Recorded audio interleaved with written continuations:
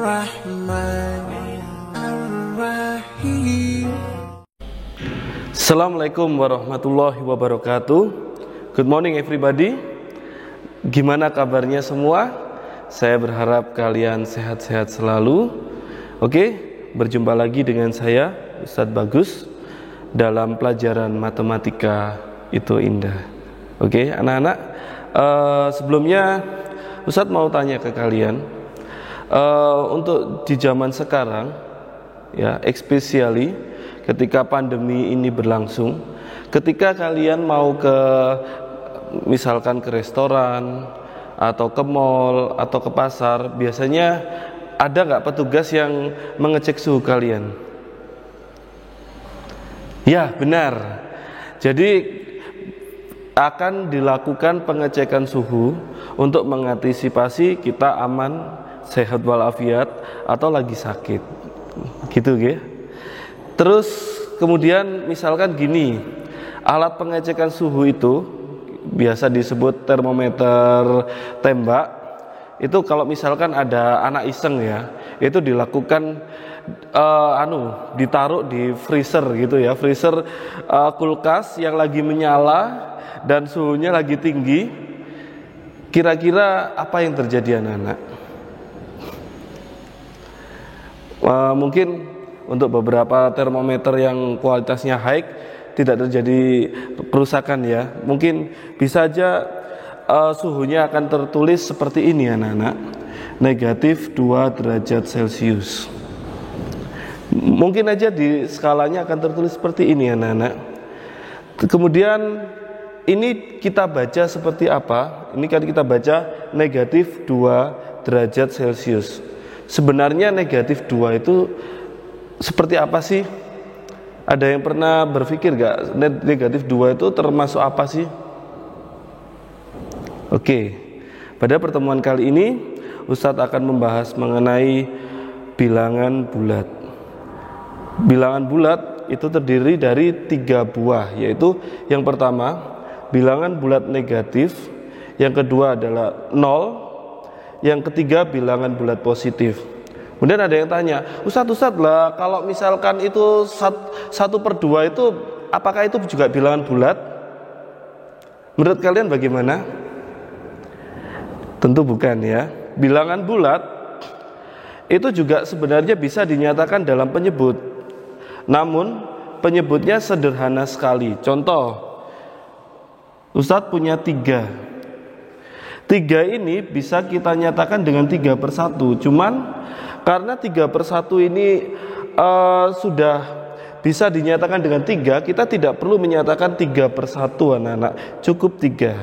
Ini contoh dari bilangan bulat ya. Oke, sebelum mengarah lebih jauh ke ini yang termasuk bilangan pecahan, Ustadz akan memperkenalkan kalian ke dalam garis bilangan bulat. Penasaran? Garis bilangan bulat kita nyatakan sebagai berikut. Ini misalkan kita buat sebuah garis lurus ya. Garis lurus kita beri panah sebelah kiri dan sebelah kanan. Kenapa diberi panah sebelah kiri dan sebelah kanan? Karena bilangan bulat itu jumlahnya tidak terbatas atau infinity ya. Jadi kita perlu memberi tanda panah kiri dan tanda panah kanan ya. Karena bilangan bulat itu jumlahnya tidak terbatas. Kemudian di tengah kita kasih 0 sebagai bilangan netral, bilangan bulat yang netral, tidak negatif maupun tidak positif. Kemudian sebelah kiri ini adalah bilangan bulat negatif. Negatif 1, negatif 2, negatif 3, negatif 4 dan seterusnya. Sedangkan sebelah kanan ini adalah bilangan bulat positif 1, 2, 3, 4 dan seterusnya. Sampai sini paham? Nah, jadi anak-anak, bagian sebelah kiri ini disebut bilangan bulat negatif. Oke? Sedangkan 0 itu bilangan tidak positif, tidak negatif ya. Kemudian sedangkan 1 dan seterusnya adalah bilangan positif. Bilangan bulat positif. Oke? Sampai sini paham? Good.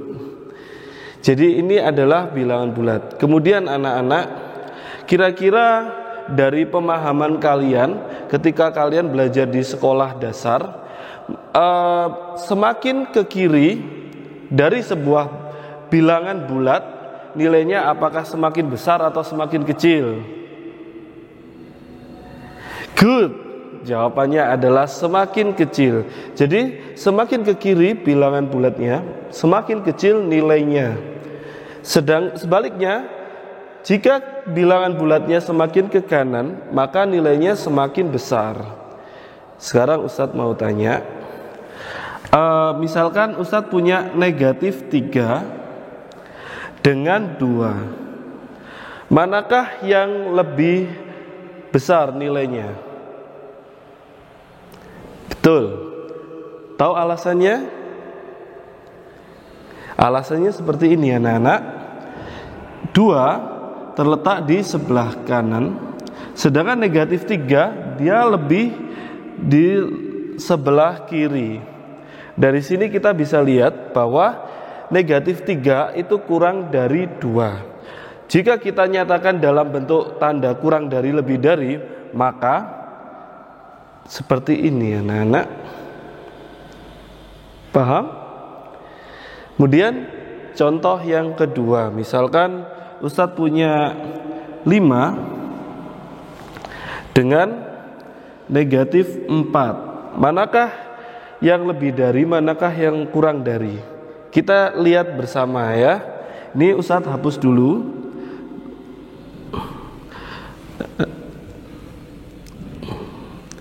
Nah, kita tulis, kita tandai 5. Oh, di sini 5-nya belum ada ya. Jadi garis bilangan bulatnya kita perpanjang. Di sini ada 5. 5 kita tandai. Kemudian negatif 4 kita tandai juga seperti ini. Dari sini terlihat siapa yang lebih kiri? Benar, yang lebih kiri adalah negatif 4. Dan yang lebih kanan adalah 5. Sehingga bagaimana jawabannya? Good. 5 lebih dari negatif 4. Dan kita nyatakan 5 lebih dari negatif 4. Oke, paham anak-anak? Mudah bukan? Oke, kita lanjutkan ke penggunaan garis bilangan.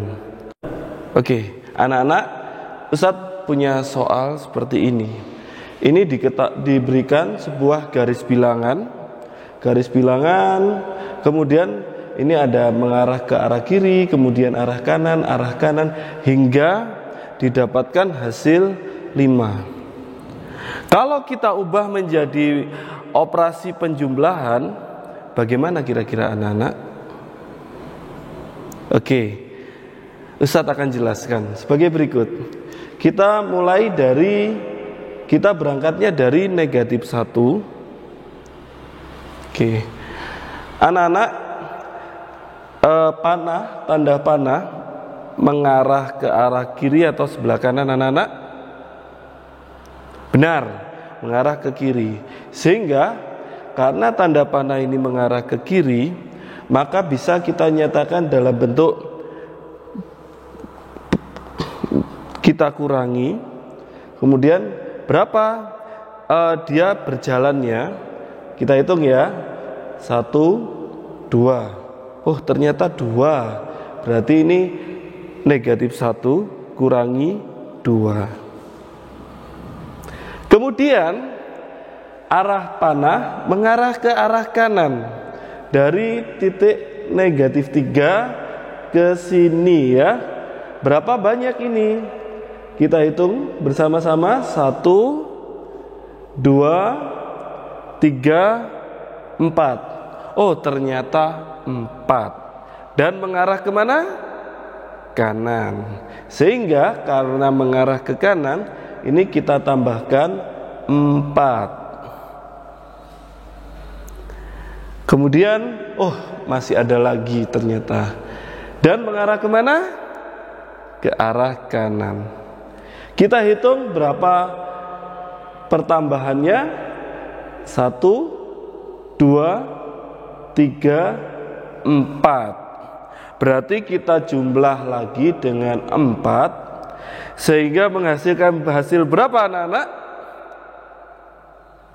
Benar, hasilnya sama dengan 5. Jadi kita melalui garis bilangan ini, kita juga bisa menyatakan dalam operasi penjumlahan maupun pengurangan. Sudah paham anak-anak? Ada yang perlu ditanyakan? Enggak kan? Karena Ustadz percaya kalian udah paham. Oke, Ustadz punya contoh soal yang lain. Misalkan Ustadz punya sebuah garis bilangan. Ini 0, 1, 2, 3, 4. Ini negatif 1, negatif 2, negatif 3. Misalkan ini kita mulainya dari titik 0 ya anak-anak ya. Kita mulai dari titik 0, dia mengarah ke sini. Kemudian dia mengarah ke sini dan didapatlah negatif 2. Kira-kira bagaimana cara untuk membuat operasi penjumlahan atau pengurangannya? Penasaran? Oke. Kita lihat titik dimulai dari titik 0. Kita tulis titik 0. Kemudian maju berapa langkah anak-anak? Benar, maju 2 langkah ke arah kanan. Karena ke arah kanan maka kita tambahkan 2. Kemudian dia mundur ya. Mundurnya ke arah kiri ya. Mundur ke arah kiri berapa langkah anak-anak? Kita hitung bersama. 1, 2, 3, 4. Ternyata mundurnya 4 langkah. Dan diperolehlah hasil negatif 2. Oh iya, satu lagi ingat anak-anak. Operasi 0 ini, 0 itu kan netral ya. Ini juga bisa dinyatakan lebih ringkas seperti ini anak-anak. 2 dikurangi 4 sama dengan negatif 2. Mudah bukan? Oke, untuk menambah kepercayaan diri kalian, Ustadz akan memberikan beberapa contoh soal sebagai berikut. Oke, Ustadz punya soal lagi, contoh soal. Dan soal ini juga bisalah dikatakan hot, tapi nggak terlalu susah kok. Kita bahas bersama-sama aja ya. Oke, jadi gini soalnya, sebuah mall diketahui memiliki 12 lantai dan sebuah ground floor. Ground floor itu biasanya seperti lantai bawah tanah seperti itu ya. Kemudian petunjuknya yang pertama, nyatakan dalam garis bilangan bulat seperti ini ya. Kemudian yang kedua, misalkan lift naik 3 lantai 3 kali berturut-turut, kemudian turun 4 lantai sehingga lift berada di lantai ke-6, maka posisi awal lift adalah pada lantai. Oke, gimana? Kita coba kerjakan bersama-sama ya. Jadi gini anak-anak, untuk pertanyaan yang pertama, nyatakan dalam garis bilangan bulat. Misalkan kita misalkan ground floor ini adalah lantai ke-0 ya. Maka 12 lantai lainnya adalah lantai pertama, lantai kedua, lantai ketiga, lantai keempat, dan lantai seterusnya hingga lantai ke-12. Sehingga kalau kita buat garis bilangan, kalau selama ini garis bilangannya posisinya horizontal, kita buat garis bilangan yang posisinya vertikal. Beda dengan lainnya ya. Seperti ini misalkan ground floor, ini 0, ini 1, 2, 3, 4, 5, 6, 7, 8, 9, 10, 11, dan 12. Seperti ini anak-anak ya. Kalau misalkan Ustadz nggak enak yang namanya garis bilangan itu ya harus mendatar. Ya nggak apa-apa, kita buat yang mendatar pun juga tidak ada masalah ya. Kita buat mendatar seperti ini. Ini misalkan yang pertama ini adalah 0, 1, 2, 3 dan seterusnya hingga 12 ya. Nah, dari soal ini maka soal A sudah paham? Oke, nggak susah kan? Kemudian yang kedua, misalkan lift naik 3 lantai 3 kali berturut-turut. Jadi naik 3 lantai 3 kali berturut-turut. Kemudian turun 4 lantai, ya, turun 4 lantai sehingga lift berada pada lantai ke-6. Posisi awal lift adalah pada lantai berapa? Oke. Untuk menyelesaikan masalah yang seperti ini, kita nggak mungkin dong mengerjakannya secara maju dari ini terus maju gitu. Karena apa? Posisi awal lift belum diketahui. Jadi kita memulainya adalah dari lantai ke-6. Oke? Kita mulai ini misalkan liftnya ya, anak-anak ya. Posisi lantai ke-6 sebelah mana anak-anak? Sebelah sini ya. Oke. Dia berada di lantai ke-6 setelah apa anak-anak? Setelah turun 4 lantai. Jadi dia berada di posisi ke-6 setelah turun 4 lantai. Berarti sebelumnya dia berada di atas atau di bawah anak-anak? Benar. Jadi kalau dia itu liftnya ini turun 4 lantai, berarti kan sebelumnya dia di atasnya kan? Berarti dia berada di 4 lantai. Nah, seperti ini. Berarti dia di sini posisinya. Sebelum turun di lantai 6, berarti lift tersebut berada di lantai ke-10. Oke, ini yang pertama ya. Saya kasih tanda, ini yang pertama. Kita lanjutkan lagi membacanya ke atas ya. Ini sebelumnya di lantai 10, lift tersebut naik 3 lantai 3 kali. Cermati kata-kata naik 3 lantai 3 kali berturut-turut. Kira-kira kalau naik 3 lantai 3 kali berturut-turut itu berarti dia naik berapa kali anak-anak? 9 kali ya. Yang pertama naik 3 kali, kemudian naik 3 kali lagi, naik 3 kali lagi, berarti kan lift tersebut itu naik 9 lantai ya. Sehingga kalau posisinya di lantai 10, maka sebelumnya dia itu di bawah kan anak-anak. Berarti ini kita harus kurangi dengan 9. 1, 2, 3, 4, 5, 6, 7, 8, 9. Oke, berarti liftnya awalnya berada di lantai pertama. Sudah paham belum? Oke. Jadi tidak susah kan kita mencermati soal cerita gitu ya. Asal kita bisa menuliskannya dalam kalimat yang sesederhana mungkin ya. Untuk lebih membuat kalian lebih wow lagi, Ustadz akan menunjukkan contoh soal yang kedua. Oke anak-anak, kita dengan contoh soal yang kedua. Contoh soal kedua ini kayaknya susah Ustadz, soalnya kalimatnya panjang-panjang.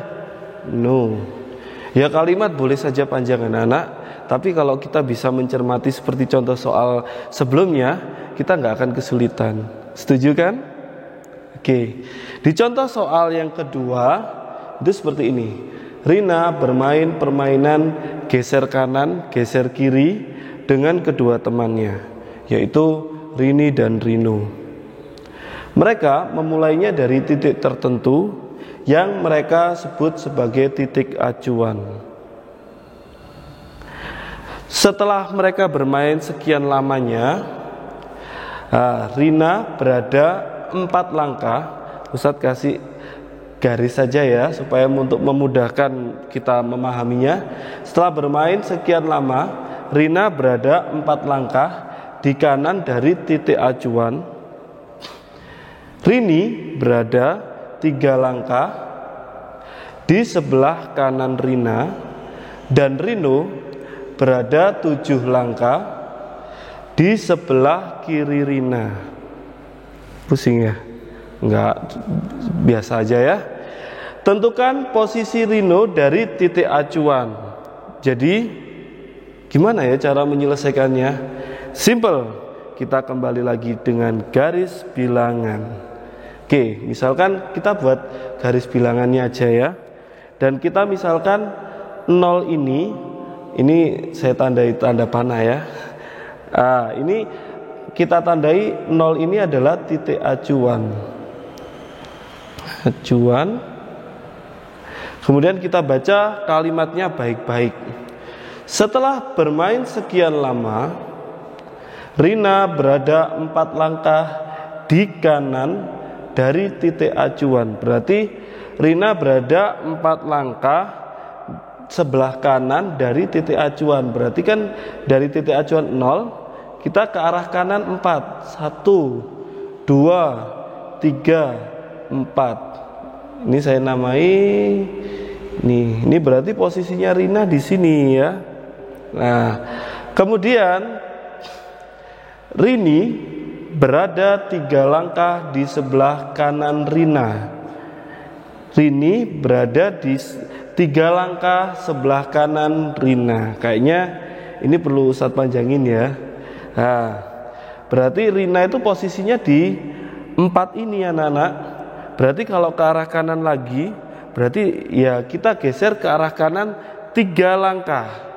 Di 1 2 3. Berarti seperti ini. Ini posisi dari Rini. Di posisi Rini. Dan yang terakhir, Rino berada 7 langkah di sebelah kiri Rina.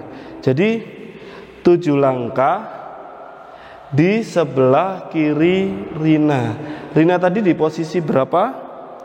Posisi 4 ya. Posisi keempat. Berarti kalau Rino berada 7 langkah di sebelah kiri Rina, maka kita harus bergeser ke arah kiri sebanyak 7 langkah.